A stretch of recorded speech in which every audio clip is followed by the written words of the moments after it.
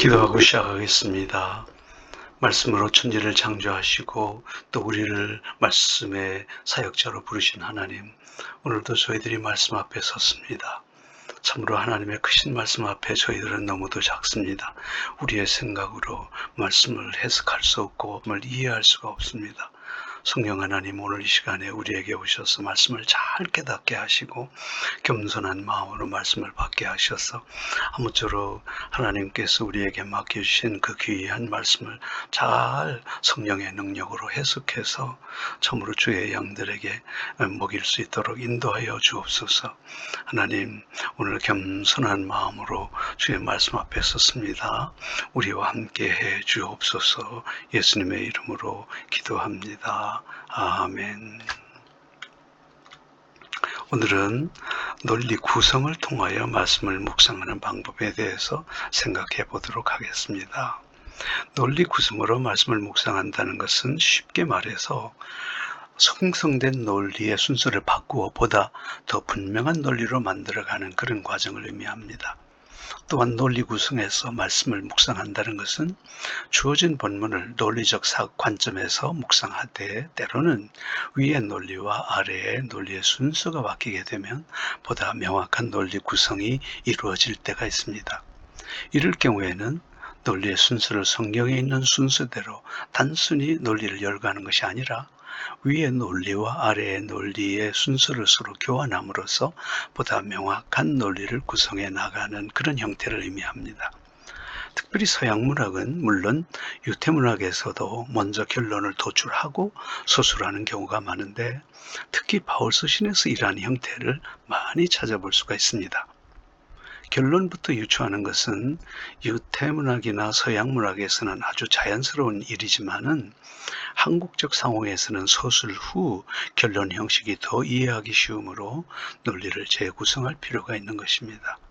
말씀을 듣는 성도들 입장에서도 결론부터 이야기하는 것보다는 어떤 사실을 서술 후에 결론을 유추하는 것이 훨씬 쉽기 때문에 이러한 방식을 사용하는 것입니다. 조금 더 쉽게 이것을 풀이하기 위해서 우리 목사님이라는 제목으로 다음과 같은 논리 구성을 해볼 수 있습니다.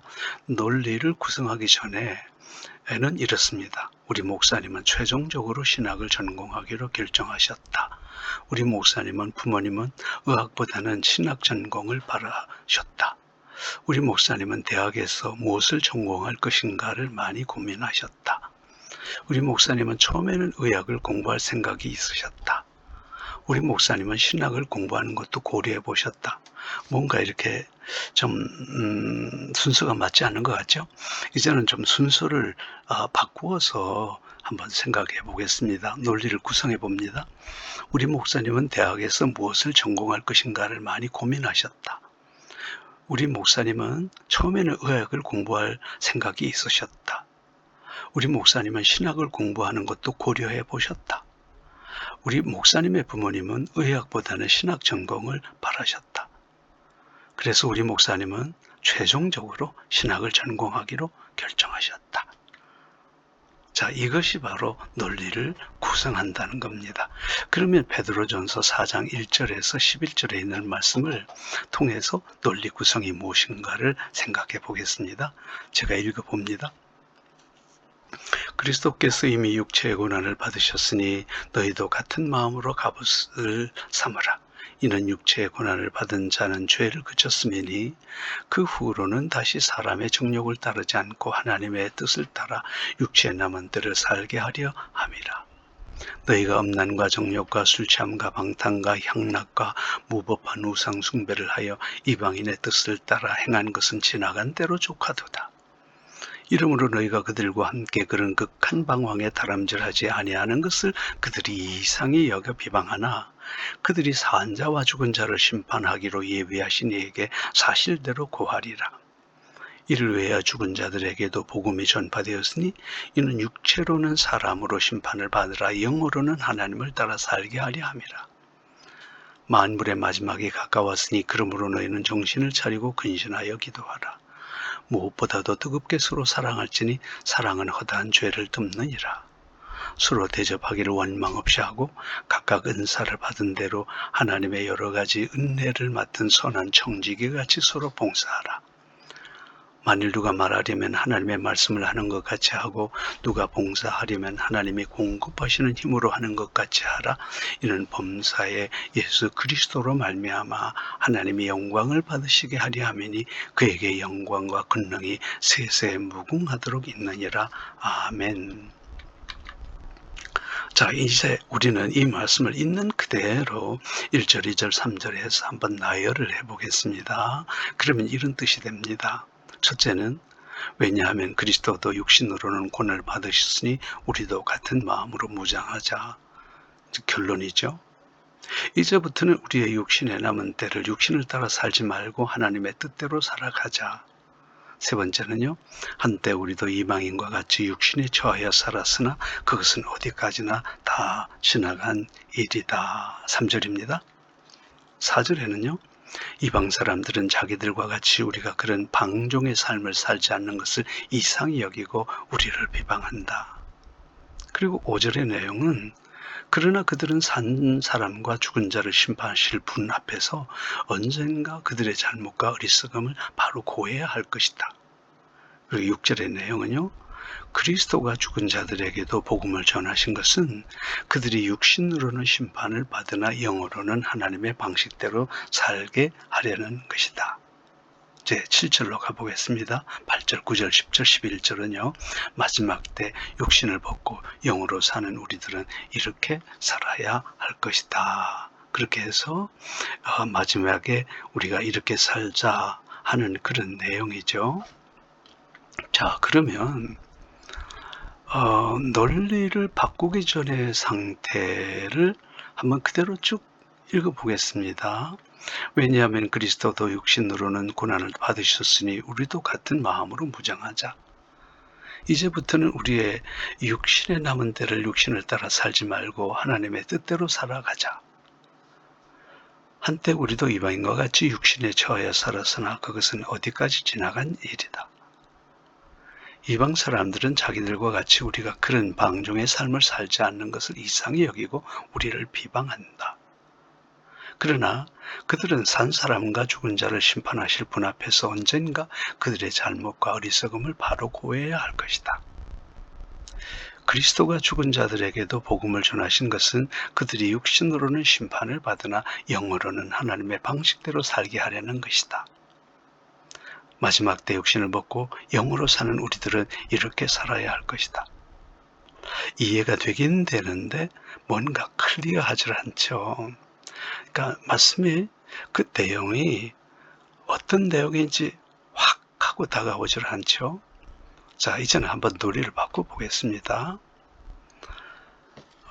이방 사람들은 자기들과 같이 우리가 그런 방종의 삶을 살지 않는 것을 이상히 여기고 우리를 비방한다. 그러나 그들은 산 사람과 죽은 자를 심판하실 분 앞에서 언젠가 그들의 잘못과 어리석음을 반드시 고해야 할 것이다. 그리스도가 죽은 자들에게도 복음을 전하신 것은 그들이 육신으로는 심판을 받으나 영으로는 하나님의 방식대로 살게 하려는 것이다. 역시 이방인에 대한 얘기입니다. 이제 우리에 대한 얘기입니다. 한때 우리도 이방인과 같이 육신에 처하여 살았으나 그것은 어디까지나 지나간 일이다. 이제부터는 우리의 육신에 남은 때를 육신을 따라 살지 말고 하나님의 뜻대로 살아가자. 왜냐하면 그리스도도 육신으로는 고난을 받으셨으니 우리도 같은 마음으로 무장하자. 이제 마지막 때 우리 그리스도인들은 육신을 벗고 영으로 사는 우리들은 이렇게 살아야 할 것이다.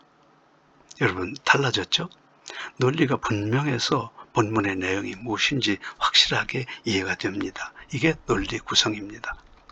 자, 그러면 이것을 가지고 설교로 적용을 해본다면 제목을 적어도 이방인과 같이는 살지 말자 이렇게 정해볼 수가 있겠죠. 그래서 대지가 이렇게 나열될 수 있습니다. 이방인들은 그리스도인의 삶에 대해서 이상히 여기면서 비방한다. 그러나 심판날에 그들은 반드시 그들의 잘못과 어리석음을 고해야 할 것이다. 한때 우리도 이방인과 같이 육신에 처하여 살았으나 어디까지나 다 지나간 일이다. 이제부터 우리는 육신을 위해서 살지 말고 하나님의 뜻대로 살아야 할 것이다. 왜냐하면 그리스도도 육신으로는 고난을 받으셨으나 우리도 그리스도와 같은 그런 삶을 살아야 된다. 이렇게 이제 적용해 볼 수가 있는 것입니다. 이제 호시아 12장 1절에서 6절의 말씀을 통해서 논리 구성이 무엇인지를 다시 한번 생각해 보겠습니다. 먼저 읽어갑니다. 에브라임은 바람을 먹으며 동풍을 따라가서 종일토록 거짓과 포악을 더하여 아수르와 계약을 맺고 기름을 애굽에 보내두다. 여호와께서 유다와 논쟁하시고 야곱을 그 행실대로 벌하시며 그의 행위대로 그에게 보응하시리라. 야곱은 모태에서 그의 형의 발뒤꿈치를 잡았고 또 힘으로는 하나님과 겨루되 천사와 겨루어 이기고 울며 그에게 간구하였으며 하나님은 베델에서 그를 만나셨고 거기에서 우리에게 말씀하셨나니 여호와는 만군의 하나님이시라. 여호와는 그를 기억하게 하는 이름이니라. 그런즉 너의 하나님께로 돌아와서 인애와 정의를 지키며 항상 너의 하나님을 바랄지니라. 이렇게 되어 있습니다. 자, 이것을 있는 그대로 한번 해보겠습니다. 1절의 내용입니다. 그런 에브라임이 헛되고 허황된 것만 쫓아서 살아가는구나 이런 내용을 하고 있어요. 2절에서는 이런 너희를 주께서 심판하실 것이다 라는 내용을 싣고 있습니다. 자, 그런데 3절을 한번 봅시다. 3절은 너의 본래 모습은 이러하지 않았느냐. 그래서 야곱은 모태에서 그의 형의 발뒤꿈치를 잡았고 또 힘으로는 하나님과 겨루되 천사와 겨루어 이기고 울며 그에게 간구하였으며 하나님은 베델에서 그를 만나셨고 거기에서 말씀하신 그런 분이라는 거죠. 자, 이제 5절과 6절의 내용입니다. 우리가 추구해야 할 것은 허황된 그림자가 아니라는 거예요. 우리가 추구해야 할 것은 만군의 주님이시다. 그래서 이제 주께로 돌아오라 이런 내용입니다. 이것을 한번 그 순서를 바꿔서 논리를 한번 바꾸어 보면요. 3절, 4절입니다. 너의 본래 모습은 이랬다는 거예요. 야곱은 모태에서 그의 형의 발꿈치를 잡았고 힘으로는 하나님과 겨루어 천사와 겨루어 이기고 울며 그에게 간구하였으며 하나님은 베델에서 그를 만나셨고 거기에서 우리에게 말씀하셨다는 그런 너의 본래 모습은 이러지 않았느냐라는 것이고요. 그리고 다시 1절로 가서 그런 에브라임의 헛되고 허황된 것만 쫓아서 살아가는구나. 위에서는요. 천사와 겨루어 이길 만큼 그만큼 신앙적인 그런 사람들이 어쩌다가 에브라임같이 허황된 것만 쫓아 살아가냐. 그래서 이제 또 2절에서는 이런 너희를 주님께서는 심판하실 수밖에 없다. 이제 이렇게 되고요. 그래서 이제 마지막으로 우리가 추구해야 할 것은 허황된 그런 에브라임의 그림자가 아니다. 만군의 여호와시다. 주께로 돌아오라. 이런 내용이란 말이죠. 자, 이렇게 보면 한번 다시 보면 너의 본래 모습은 이랬다. 그랬던 너희가 에브라임의 뒤를 쫓아서 살아가냐? 이런 너희를 하나님께서 심판하실 수밖에 없지 않느냐? 우리가 추구해야 할 것은 그런 그림자가 아니다. 만군의 여호와시다. 주께로 돌아오라. 이렇게 얘기를 하고 있는 것이죠. 그래서 이것을 설교로 이제 적용해 보면 한때 그렇게나 아름다웠던 너희들이 어째 이렇게 변질됐느냐. 내게로 돌아오라. 그런 내용이란 말이죠. 그렇게나 신앙적이었고 그렇게나 아름다웠던 너희들이 그래서 이제 대제는 내가 만든 너의 본래 모습은 이렇게나 아름다운 것들이었다. 그런 너희가 에브라임의 헛되고 허황된 것만 쫓아서 살아가는구나. 하나님의 안타까움을 나타내시고요. 이런 너희를 주께서는 반드시 심판하실 수밖에 없다. 그리고 마지막에는 너희가 추구해야 할 것은 허황된 그림자가 아니다. 만군의 주님이시다. 제발 여호와께로 돌아오라. 이렇게 말씀을 전할 수가 있겠죠. 그래서 이제 논리 구성을 통한 말씀 묵상 연수 문제는 갈라디아에서 있는 말씀과 고린도전서와 히브리서에 있는 말씀을 통해서 여러분께서 이렇게 한번 해보시는 거죠. 그래서 딱딱 끊어지게 되는데 그 끊어지는 그 부분에 대해서 어떨 때는 위의 논리와 아래의 논리를 탁 이렇게 바꾸면 보다 더 정확한 그런 말씀이 될 수 있다라는 것을 생각하고 한번 실험해 보시기 바랍니다. 깊이 있는 말씀 묵상, 그 깊이 있는 설교의 지름길, 바로 이러한 내용들을 이 책에서 다루고 있습니다. 그래서 이 책에 관심이 있으신 분들은 세부산 기독교 서적에 문의하시면 되겠습니다. 다음으로는요, 우리가 질문법을 공부하게 되겠는데, 그것도 단순 질문으로 말씀을 묵상하는 방법에 대해서 연구해 보겠습니다. 한 주간 평안히 지내시고 늘 하나님의 은혜가 여러분과 함께 있으시기를 원합니다. 감사합니다.